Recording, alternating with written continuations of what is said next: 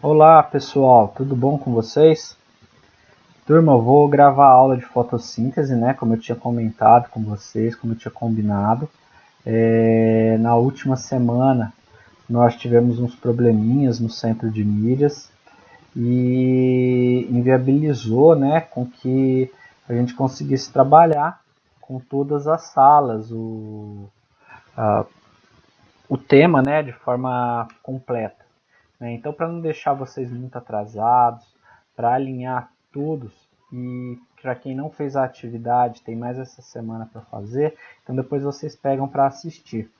Eu vou tentar passar de uma forma bem clara e de uma forma bem leve esse conteúdo, sem ficar em cima de muitos termos técnicos, sem ficar em cima de coisas que venham a complicar a nossa mente. Então vamos lá, ó.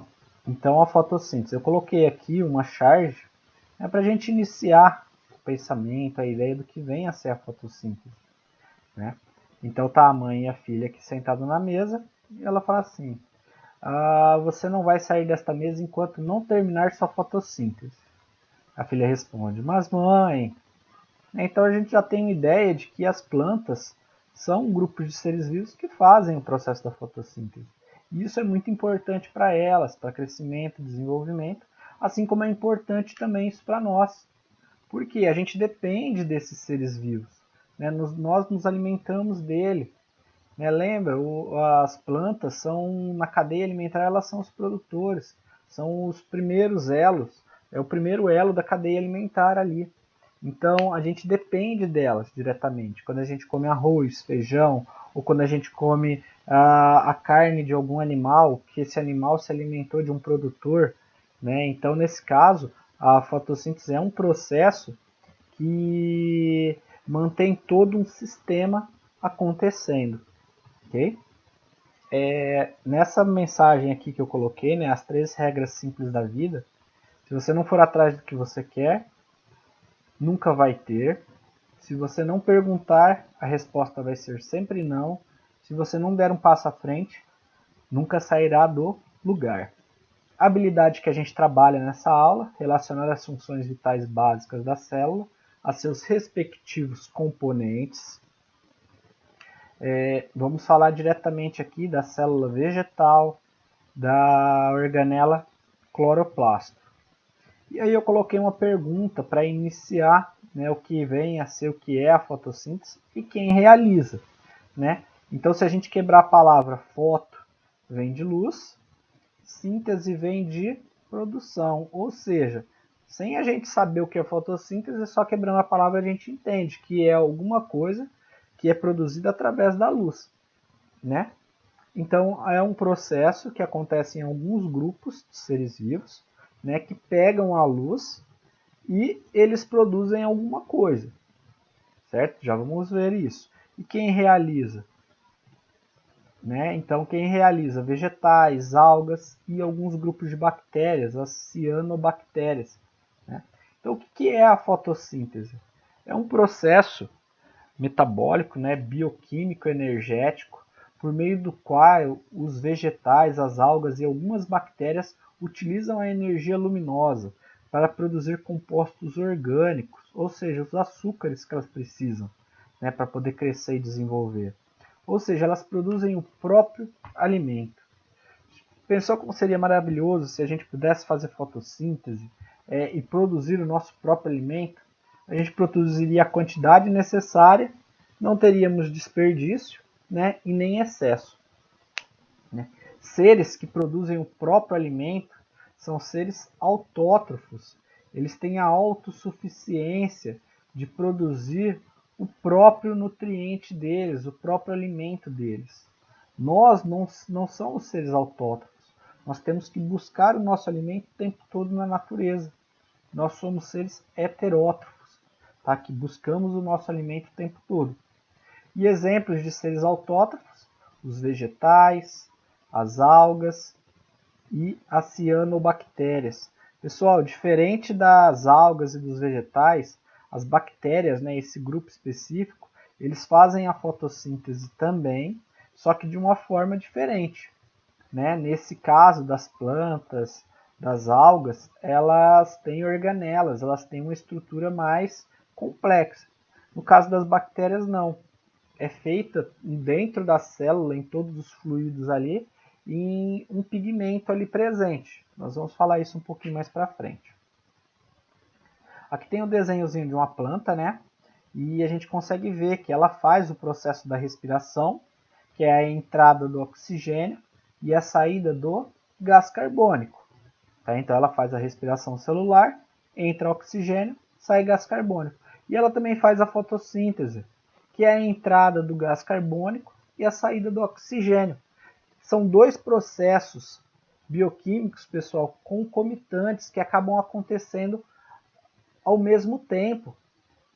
Em determinados períodos a fotossíntese acontece de forma mais elevada, tem outros períodos que a respiração acaba acontecendo de forma mais elevada.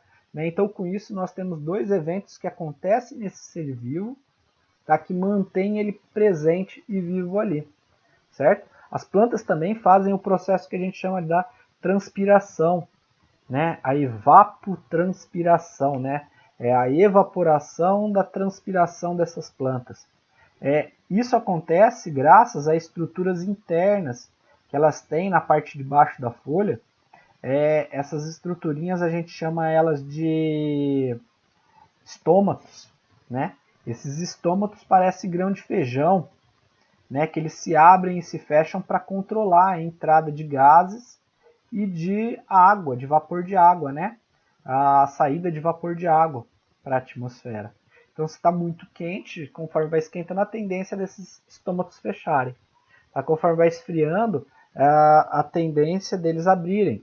Né? Ou o processo contrário também, dependendo da planta que a gente estiver analisando, o grupo de plantas. Tá? Existem grupos de plantas com metabolismos diferentes, que elas agem de forma diferente. Tá? Não vamos nos ater muito a isso, mas se a gente for imaginar plantas de deserto, tem um tipo de metabolismo. Tá? Plantas de floresta tem outro metabolismo. Plantas de ornamentação, né, que a gente tem para ornamentar os locais, outro metabolismo, né? Então, com isso, a gente consegue entender que cada grupo de planta faz o processo da respiração, da fotossíntese e da transpiração. Mas, dependendo do grupo que a gente estiver analisando, algumas vão fazer de forma mais efetiva um evento, outras de forma menos efetiva. Né? Então, nisso a gente quando entra para estudar cada grupo dessas plantas. Né? Mas falando assim, ó, essas plantas elas são muito importantes. Se a gente for pegar uma árvore adulta, ela chega a bombear uma quantidade de água gigantesca para a atmosfera. Tá? Vamos falar aí, uma árvore adulta de 50, 60 metros chega a jogar para a atmosfera uma média de 1 tonelada de água na forma de vapor. Isso é muito importante porque ela mantém aquele ambiente ali, um ambiente fresco e gostoso. Tá? Ela contribui para a umidificação do ar. Então a gente pode falar que as árvores ela têm essa capacidade de umidificar o ar. Se vocês pegarem um dia quente e forem dentro de uma pracinha, vocês vão ver que a temperatura lá está fresca, está um ambiente gostoso. Por quê? Primeiro porque a radiação solar não penetra de forma tão ativa, né? Porque as folhas, os galhos impedem com que essa radiação penetre e esquente o solo. O outro é devido a essa transpiração que elas fazem. E elas criam ali uma atmosfera úmida, um ambiente de clima bom, né? Chegando a diminuir alguns graus na temperatura quando a gente compara com uma região mais ensolarada, naquele mesmo espaço, né? Então, esse processo é muito importante. Lembra que eu comentei até com vocês que para vocês pesquisarem sobre os rios voadores que essas grandes florestas tropicais produzem, né? A Amazônia é um reduto de grande produção de chuvas dentro do nosso planeta. Porque ela bombeia, aquela região bombeia tanta água na forma de vapor para a atmosfera que faz com que forme-se verdadeiros rios voadores. Esses rios voadores migram de um local para o outro, graças às correntes de ar, né, presente, e influencia nos ciclos de chuva das regiões. Se a gente pensar na nossa região aqui de Ribeirão, nós temos influência direta das chuvas que vêm lá da região norte do nosso país, né? Assim como outras regiões também depende da água, né? do volume de água que é produzido ali. Tá? Não somente da região amazônica que a nossa chuva vem, tá? Vem de várias regiões, mas é uma região que produz grandes quantidades de água, né? Na forma de vapor, e essas massas de água vêm com os ventos e contribui para nossa região, para várias outras regiões também, certo? Outra característica, pessoal, que é importante lembrar, as plantas absorvem água e nutrientes através das raízes, tá? Então, as raízes das plantas, elas têm a capacidade, elas são bem ramificadas, elas conseguem absorver a água, né, a molécula de água e os minerais, os sais minerais ali presentes. Isso é importante para o desenvolvimento dela. Tá? Muita gente pensa, a planta se alimenta pela raiz. Não, a raiz é apenas um complemento, tá, para que as funções da fotossíntese aconteça de forma legal, falando assim, certo? Então, se eu tiver um solo pobre em nutrientes, em sais minerais, a planta não vai se desenvolver. A planta ela vai estabilizar, né? E não vai crescer, não vai desenvolver, não vai gerar frutos, não vai gerar flor. Certo? Agora, se eu tenho um solo perfeito, um solo legal, a planta ela tem essa capacidade de se desenvolver, porque a fotossíntese vai acontecer de forma mais efetiva. Então, eu coloquei essa imagem aqui, ó, para mostrar, né, os vasos condutores de seiva das plantas. Né? Existem, assim como nós temos veias e artérias, as plantas também têm vasos que conduzem os líquidos, né? As moléculas dentro do corpo dela. Existe o floema, né, que leva a seiva elaborada, que é aquela seiva que tem os compostos orgânicos, né, produzidos na fotossíntese. Né? Então, normalmente esses compostos são produzidos em folhas, em regiões que eu tenho uma quantidade de cloroplasto ali presente, né? E ela leva isso para dentro do corpo da planta, né? Esses compostos orgânicos. Já o xilema é o que carrega a seiva bruta, falando assim, a água e os sais minerais para dentro de toda a estrutura da planta. Então, enquanto o xilema carrega água e sais minerais é absorvido pelas raízes, o floema faz o processo contrário, é produzido nas folhas, né, nos galhos, assim que possuem grande quantidade de cloroplastos, e eles carregam para dentro do corpo dessa planta esses compostos orgânicos ali. Aqui nós temos a equação da fotossíntese, né? Ela já está balanceada, e nós temos o dióxido de carbono junto com a água, na presença de luz e pigmentos fotossintéticos. Vai produzir a glicose, a água e o oxigênio. Pessoal, é interessante que a luz, ela não necessariamente precisa ser luz solar. Pode ser uma luz artificial que tem essa capacidade também. Né? Então vocês vão ver, quando a gente vê o comprimento de ondas, né, vocês vão ver que a luz artificial também tem essa capacidade. Analisando essa equação, pessoal, já para dar uns spoilers das últimas etapas lá, o gás carbônico, é através do gás carbônico que se produz a molécula orgânica, a glicose.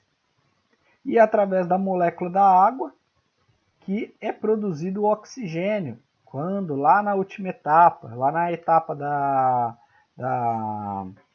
etapa fotoquímica, que vai ter a quebra da molécula da água, né, a fotólise da água, que a gente vai ter a liberação do oxigênio.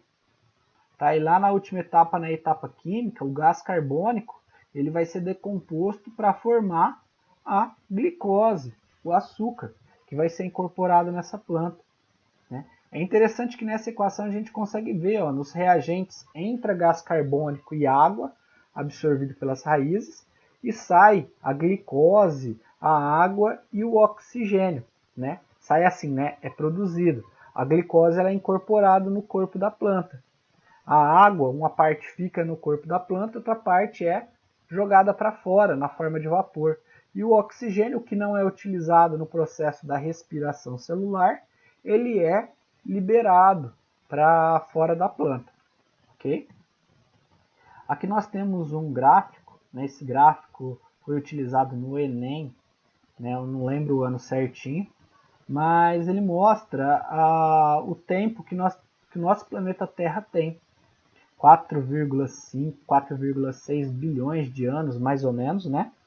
E para a gente entender o oxigênio, né? Como é que ele foi passando por esse processo de evolução e os eventos que vieram acontecendo. Hoje o oxigênio na nossa atmosfera, pessoal, é em torno de 21%. 78% é nitrogênio, 21% é oxigênio e os outros 1% são vários gases ali presentes. CO2, argônio, gases que estão presentes na nossa atmosfera. Se a gente for analisar, o primeiro ser vivo que surgiu, ele surgiu na ausência do oxigênio. Não existia oxigênio antes. Até surgir o primeiro ser vivo, o nosso planeta passou por uma transformação gigante. A nossa atmosfera primitiva era uma atmosfera inóspita para se viver. Não tinha como ter ser vivo naquela época. Era uma atmosfera muito quente, tinha muita radiação solar, tinha muita energia acumulada vinda dos raios que caíam na atmosfera, vapor de água em excesso, gases tóxicos, certo? Principalmente o metano, a amônia ali presente. Conforme a temperatura do planeta foi diminuindo, né, o planeta foi resfriando, essa água que estava na forma de vapor foi precipitando. Com isso a gente teve as primeiras chuvas, né, e essas chuvas começou a formar os mares primitivos. E dali iniciou-se, quando a gente estuda evolução, o processo da vida, né? Então o primeiro ser vivo surgiu em torno de 3,1 bilhões de anos atrás. Só que a fotossíntese, pessoal, esse processo de produção de oxigênio, né, ele surgiu depois. Ou seja, os primeiros seres vivos eles não respiravam oxigênio. Eles eram seres anaeróbios. Anaeróbios são seres que não precisam de oxigênio para sobreviver, né? Então, com isso, esses seres eles tiravam os nutrientes deles através de outros processos metabólicos. Né? Um exemplo, a quimiossíntese. Eles quebravam moléculas químicas na ausência de oxigênio para retirar o que eles precisavam, certo? E olha como é que o oxigênio veio aumentando na nossa atmosfera. Chegou no momento que ele começou a dar um boom, né, gigantesco. Isso foi graças à formação, ao início da estrutura da camada de ozônio formada no nosso planeta. A camada de ozônio ela tem uma grande importância porque ela impede com que a radiação solar entre de forma muito bruta na nossa atmosfera e venha inviabilizar com que os seres vivos ali presentes façam os seus processos metabólicos. Né? Então, quando essa camada, esse anteparo da camada de ozônio se estabeleceu ali, nós tivemos uma eficiência maior nos seres vivos ali presentes. Com isso, nós tivemos um aumento de seres vivos, fotossintetizantes, e eles estavam produzindo mais oxigênio. Né? Esses seres vivos fotossintetizantes eu já cito plantas e algas, né? E as próprias bactérias fotossintetizantes. Né? Hoje a nossa atmosfera tem um oxigênio em torno de 21%, né? E ela está estável até hoje. Pegando agora esse experimento, que é uma das atividades, né, que foi passada para vocês, a atividade da semana passada, desse cientista, desse químico inglês chamado Joseph Priestley, né? Ele era um cara bem fuçado, pessoal. Ele era um cara que ele sabia que a atmosfera tinha uma mistura de gases, porque em experimentos anteriores ele percebeu isso, né? E ele, como ele morava perto de uma cervejaria, ele via que existia um ar ali na atmosfera que era um ar mais denso.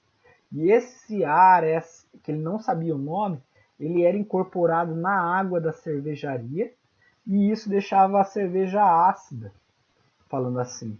E ele quis entender sobre esse ar que está presente na nossa atmosfera, né? Então ele captou, né, canalizou esse gás e ele começou a fazer alguns experimentos com ele. Então o que ele fez? Primeiro, ele pegou uma vela acesa, colocou dentro de uma estrutura, né, tampou e jogou esse gás lá dentro. Né? O que aconteceu? Com o tempo, a vela apagou. Pouco tempo depois, a vela apagou. Ele fez a mesma coisa com o ratinho. O que aconteceu? O ratinho morreu depois de um tempo. Né? Na verdade, você não precisava nem injetar, porque quando você coloca uma vela acesa num recipiente fechado, dependendo do tamanho, ela apaga muito rápido. Se você colocar um ser vivo num recipiente fechado que não tenha oxigênio, a tendência é ele morrer também, né? Então, nesse caso, o que aconteceu? A vela apagou e o ratinho morreu. Porque o processo de combustão ali presente, né, do processo da respiração celular ali presente, ela se desfez, né, parou de acontecer. Uma vela, para ela se manter acesa, né, assim como qualquer processo de combustão, ela precisa ter o combustível, o comburente e o calor envolvido. Né? Nesse caso, acabou o comburente, que era o oxigênio que ele não conhecia sobre o oxigênio, acabou. O que aconteceu? Apagou a vela. Com o ratinho aconteceu a mesma coisa, ele respirou até o ponto que ele veio a sucumbir. Né? Só que ele pegou, pessoal, e num outro experimento ele pegou uma planta e ele colocou essa planta sozinha tampada. E ele percebeu que a planta se manteve viva durante um bom período, né? Durante todo o tempo que ele analisou. E ele começou a entender o porquê. Ele falava, a planta ela produz alguma coisa que limpa o ar.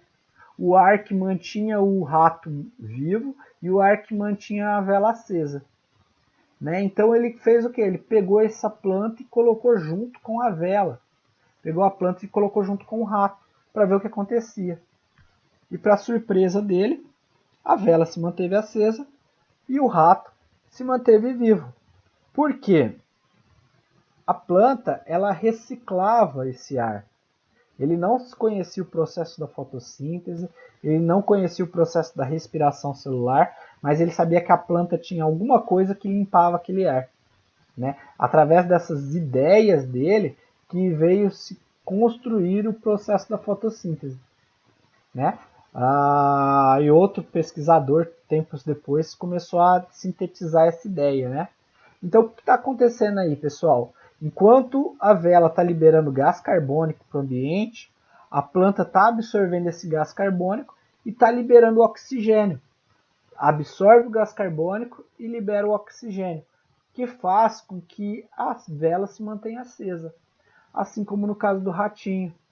O rato faz a respiração celular, né? Puxa oxigênio e devolve gás carbônico.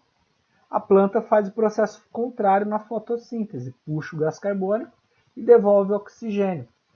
Mas a planta também faz a respiração, certo? Mas se eu tiver a incidência de luz, como no experimento estava acontecendo, eu tinha a luz ali presente, né? O que acontece? A fotossíntese ela acaba acontecendo com maior eficiência, né, nesse evento. Com isso, fez o rato se manter vivo e a vela manter acesa. Aí tinha deixado uma perguntinha para vocês, né? Nos organismos eucarióticos, que são aqueles que têm as células eucarióticas, são células complexas, que têm o material genético guardado dentro de uma estrutura, né? Essa estrutura a gente chama ela de núcleo. Qual organela é responsável pela fotossíntese?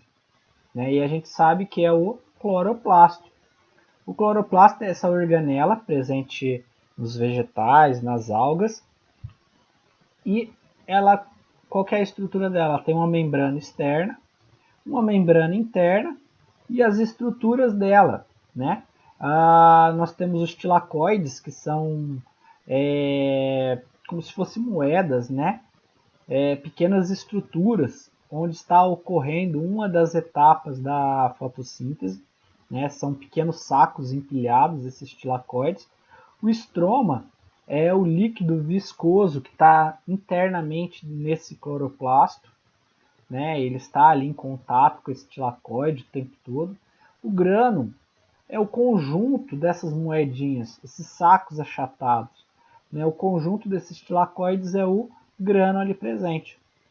Nessa imagem aqui, pessoal, a gente consegue ver através de microscópio óptico, né? Uma grande quantidade de cloroplastos. Então isso aqui, turma, é um pedacinho de uma película vegetal, né?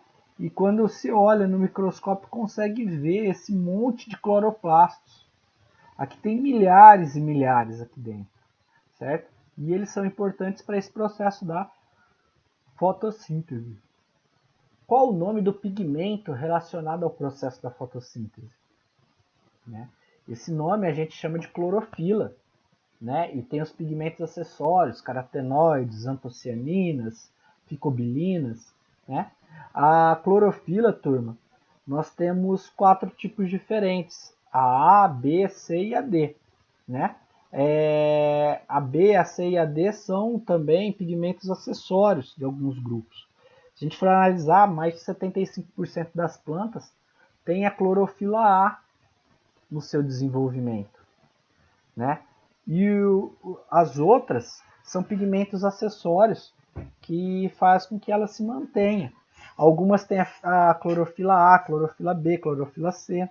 Algumas têm só a clorofila A e os carotenoides. Outras têm a clorofila B e as ficobilinas. Tá? Então isso aí é quando a gente estuda em grupos separados. Nesse gráfico, pessoal, a gente consegue analisar a absorção, né, da luz nesse comprimento de onda, né? O que acontece, pessoal? Se eu analisar a clorofila A, ó, nesse gráfico aqui, ó, ela tem uma maior efetividade da fotossíntese nesse ponto aqui, ó, em torno de 420. E qual a radiação que ela absorve em maior quantidade? O roxo, o azulado, né, esse azul mais arroxeado. Então ela tem uma maior efetividade nesse ponto, certo?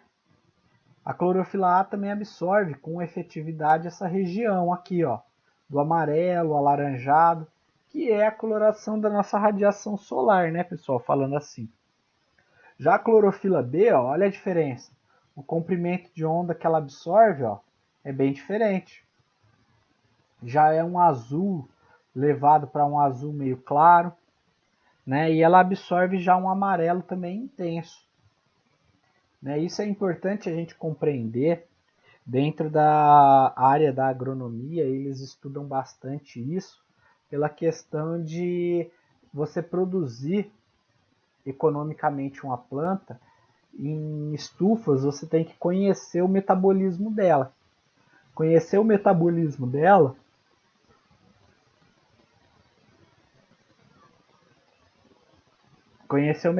dela vai fazer com que você consiga fazer essa planta produzir em maior quantidade, ok? Se a gente analisar aqui, ó, essa parte do meio aqui, ó, essa parte aqui, a absorção ela é quase zero. Porque a planta, se ela já tem uma coloração verde, quer dizer que ela está refletindo, né, essa cor verde. Então ela não absorve a cor, a coloração verde. Então nesse caso, a menor radiação que ela absorve é o azul esverdeado, verde, né? E é interessante, eu já fiz até um experimento disso em casa, colocando uma planta com uma determinada coloração de luz e essa mesma em uma outra planta parecida, né, com essa da mesma espécie numa outra coloração de luz. E realmente elas tendem a desenvolver de forma diferente. Quais as etapas que nós temos da fotossíntese, pessoal? Tá, são duas etapas, etapa fotoquímica e a etapa química. A etapa fotoquímica é uma etapa que ela acontece, também conhecida como fase de reação de claro, e a etapa química é onde acontece a reação de escuro. Né? Na primeira etapa fotoquímica, tem a absorção da luz, transporte de elétrons que leva à redução do NADP a NADH e a produção de ATP. Né? Depois eu explico isso de forma mais clara. E na etapa química, a fixação de carbono, que é a conversão do CO2 em açúcares. Né? Então, se a gente começa a analisar, ó, na etapa fotoquímica, ela depende completamente da luz para acontecer. Acontece lá nos tilacoides. Lembra aquelas pilhas, aquelas estruturazinhas que parecem moedas, né, do cloroplasto? É ali dentro que eu tenho a molécula da clorofila, que eu tenho o pigmento ali presente. Então essa etapa fotoquímica acontece ali naquela região, né? Acontece nesse processo também a fotólise da água, né, que é a quebra dessa molécula da água, que com isso vai ajudar na liberação de hidrogênio e a produção de oxigênio que vai ser liberada. Tá? Nesse processo, produz na fosforilação o ATP, né, que é a energia que vai para a próxima etapa, e o NADPH2. Né?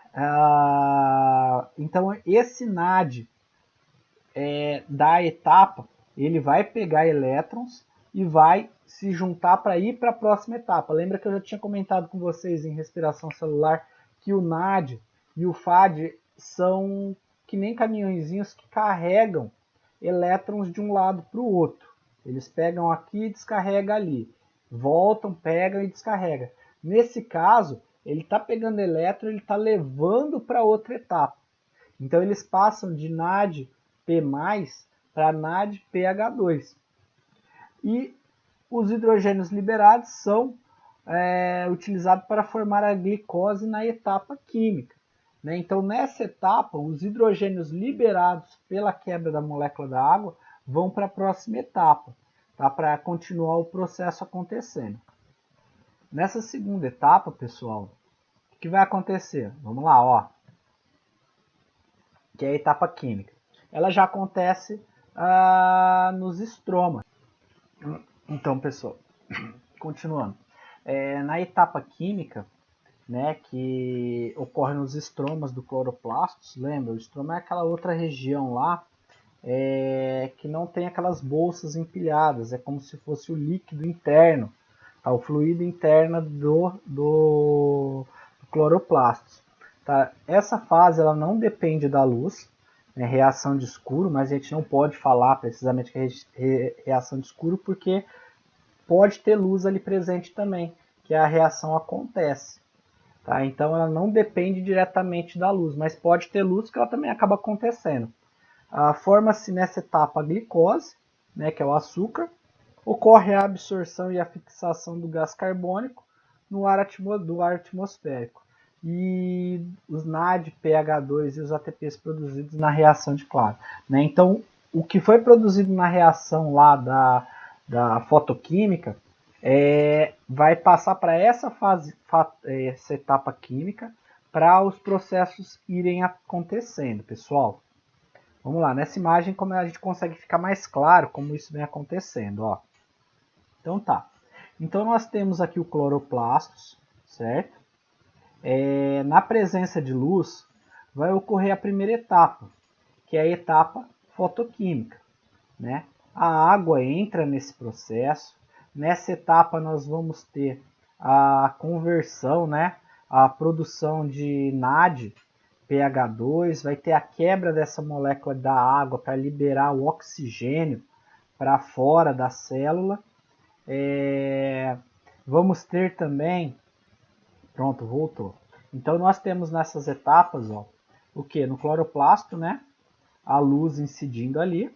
E na primeira etapa nós temos o... Ó, agora vai, pessoal, vamos lá. Então tá, nessa etapa da fotossíntese, né, a gente consegue ver de forma mais clara tudo que vem acontecendo. Tá? Nessa primeira etapa, a luz acaba incidindo, né, pode ser uma luz artificial ou uma luz natural, com a água que é absorvida através das raízes, entra nessa primeira etapa. Lembra, essa primeira etapa acontece lá nos tilacoides, que são aquelas bolsas achatadas dentro do cloroplasto. A água ali presente ela vai ser quebrada, né?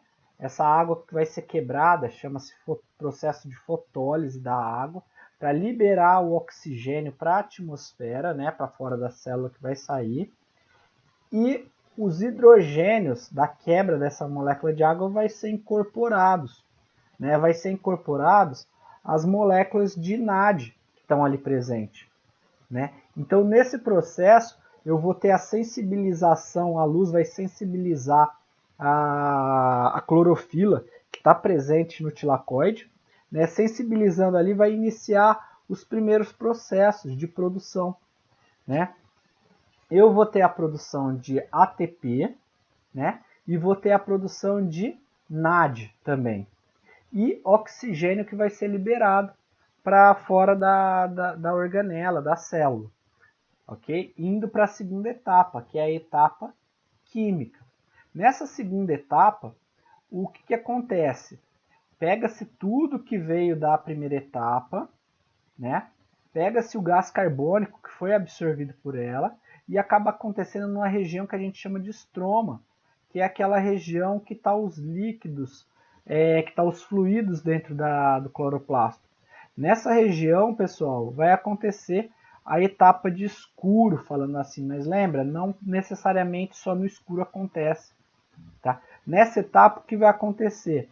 O ATP, o NAD, vai entrar num ciclo, né, que a gente chama de ciclo das pentoses ou ciclo de Calvin-Benson, e esse gás carbônico, né, vai grudar numa enzima ali presente, né, chamado rubisco.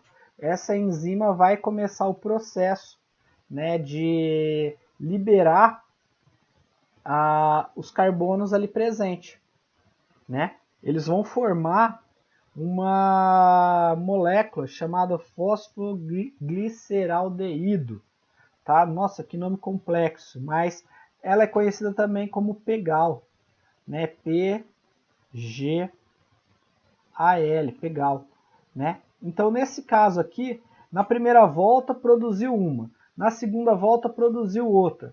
Através disso, pessoal, ocorre a formação da glicose, né? A formação primeiramente da frutose, que é uma molécula também de açúcar, que depois é convertida em glicose, né? A água também é liberada nesse processo, né? Então, na etapa 2, ocorre a liberação da água, ok?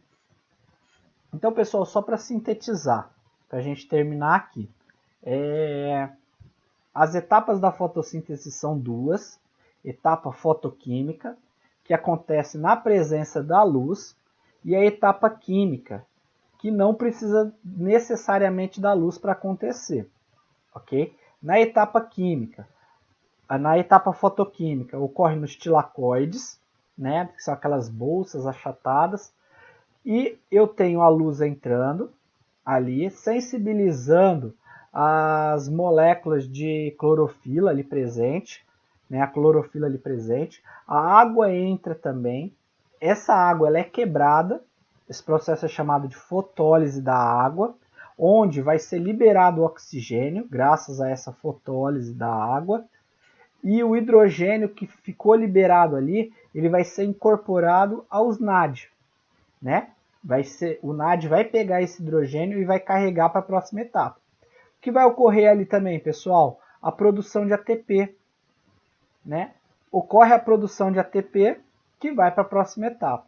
Na próxima etapa, etapa química, ok? Entra o gás carbônico, isso acontece lá no estroma do cloroplasto. Esse gás carbônico incorpora-se a uma enzima chamada rubisco. Esse rubisco, junto com o gás carbônico, junto com a ATP, que é energia, né, e o NAD, vai começar a produzir moléculas. Quais moléculas? Uma chamada fosfogliceraldeído. Fosfogliceraldeído, certo? Ou PEGAL, certo? Ou PEGAL, P-G-A-L. PGAL, certo? PEGAL. O que acontece? Ele dá uma volta, forma uma molécula, dá outra volta, forma outra molécula. Com isso, eu tenho a formação da molécula orgânica, que é a frutose, e essa frutose vai ser convertida em glicose, certo? Aí, o ATP que foi quebrado aqui volta para a primeira etapa na forma de ADP, para ele pegar outro fosfato ali e transformar, pegar outro elétron e transformar em ATP novamente. O NADPH2 volta, liberou o H aqui, ele volta, entendeu? Então, esse processo ele acontece o tempo todo nas células. Quando eu tenho uma incidência de luz constante, ele está acontecendo o tempo todo. Quando eu já tenho uma incidência menor, a fotossíntese acontece em menor proporção. Quando a gente estudar fatores que interferem no processo da respiração celular, vocês vão ver que a luz, né, a luminosidade é um fator que desequilibra todo um processo de fotossíntese, se eu quiser uma intensidade boa de produção. Certo, pessoal? Vou parar por aqui a gravação. Caso vocês tenham alguma dúvida, vocês me procurem. Gravei isso, pessoal, de uma forma mais conversando, né? Sem entrar nesses termos mais técnicos, profundos, sem dar uma explicação que vocês consigam absorver. O que vocês forem tendo dúvida, vocês me procuram, que a gente vai conversando sobre isso. Certo, pessoal? Então tá bom, tudo de bom para vocês, um beijo no coração, fiquem com Deus. Tchau, tchau.